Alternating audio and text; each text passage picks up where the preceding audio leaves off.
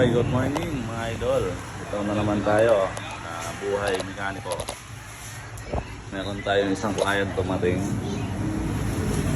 May problema yung makina niya dahil daw fix sa akin. Laging nagmumoisto. Ito kakalinis lang natin. Ito kanina maraming puting-puti yung ano niya, crankcase. Yan yung langis niya, binaba na natin. Meron siyang halong ulan. Nag-even siya. Wala, tinanggal ko na yun. Ayun, ang papalitan. Buksan niyo to. Ito yung ano, water pump natin. Wala pang, hindi pa napalitan to eh.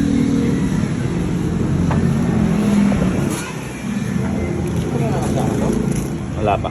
Try natin na palitan ng...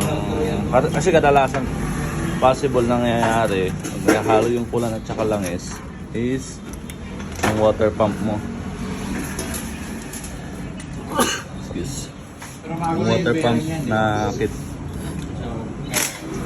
Ngayon, papalitan natin is yung water pump seal, o-ring. Kasi possible, lumubo yung stock niya. Tapos, impeller. Yan. Tapos, bearing na 6,000 yung size.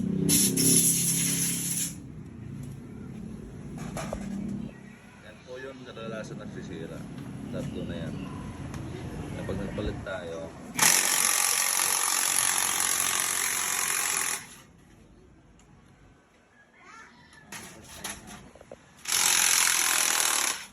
Ben, andarin mo nga saglit, Ben. Ay, okay lang yan. Ito. Hindi matanggal eh. Check natin kung diretso pa yung ikot na. Okay naman. Okay naman yung ikot nito. I-check natin yung water pump niya.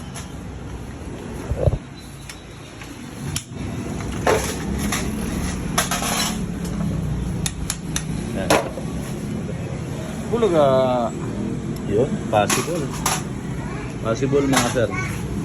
Yan siya oh. Ito, nagkukos ng sipol, paghahalo ng kulan sa langis. Yan siya, possible yung binuksan natin. Kasi kadalasan nangyayari ito talaga. Yan, sira yung water pump seal, o-ring. Yan, mapapansin nyo siya. Yan, ang layo. Siya, lubong-lubo yung luma. Palitan natin yan. At itong bearing sa loob, ayan, sira na. Tapos yung impeller, syempre bago. Para lahat, bago siya. Kasi yung lumang impeller, kung ibabalik natin to, may lamat na din to. So, may tama na din yan.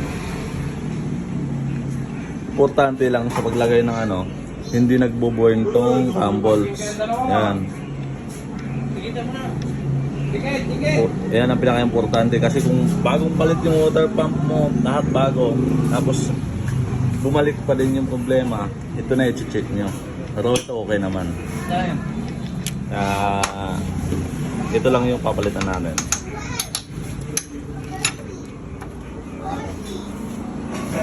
Shout out. Ito yan sa RMC Genuine Parts and Accessories ngayon.